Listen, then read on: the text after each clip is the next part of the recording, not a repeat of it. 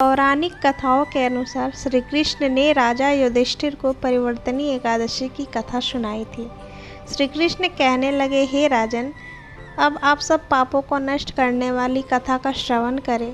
त्रेता युग में बलि नामक एक दैत्य था। वह मेरे परम भक्त था। विविध प्रकार के वेद सूक्तों से मेरा पूजन किया करता था और नित्य ही ब्राह्मणों का पूजन तथा यज्ञ के आयोजन करता था। लेकिन इंद्र से द्वेष के कारण उसने इंद्रलोक तथा सभी देवताओं को जीत लिया।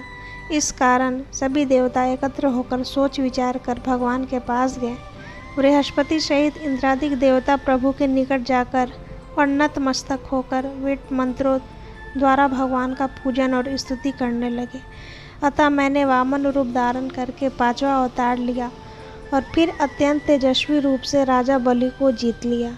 इतनी वार्ता सुनकर राजा युधिष्ठिर बोले कि हे जनार्दन, आपने वामन रूप धारण करके उस महाबली दैत्य को किस प्रकार जीता? श्री कृष्ण ने कहा, मैंने वामन रूपधारी ब्रह्मचारी बलि से 3 पग भूमि की याचना करते हुए कहा, ये मुझको 3 लोक के समान है और हे राजन, यह तुमको अवश्य ही देनी होगी। राजा बलि ने इसे तुच्छ याचना समझकर 3 पग भूमि का संकल्प मुझको दे दिया और मैंने अपने त्रिविक्रम रूप को बढ़ाकर यहाँ तक कि भूलोक में पद, भूवर्लोक में जंघा, स्वर्लोक में कमर और महरलोक में पेट, जनलोक में हृदय, यमलोक के कंठ की स्थापना कर सत्यलोक में मुख, उसके ऊपर मस्तक स्थापित किया। सूर्य, चंद्रमा आदि सब ग्रह गण, योग, नक्षत्र, इंद्रादिक देवता और शेष आदि सब नाग गणों ने विविध प्रकार से वेद सूक्तों से प्रार्थना की। तब मैंने राजा बलि का हाथ पकड़कर कहा कि हे राजन, एक पद से पृथ्वी, दूसरे से स्वर्ग लोक पूर्ण हो गए, अब तीसरा पग कहाँ रखूं? तब बलि ने अपना सिर झुका लिया और मैंने अपना पैर उसके मस्तक पर रख दिया, जिससे मेरा वह भक्त पाताल को चला गया। फिर उसकी विनती और नम्रता को देखकर मैंने कहा कि हे बलि, मैं सदैव तुम्हारे निकट ही रहूँगा। विरोचन पुत्र बलि से कहने पर भाद्रपद शुक्ल एकादशी के दिन बलि के आश्रम पर मेरी मूर्ति स्थापित हुई।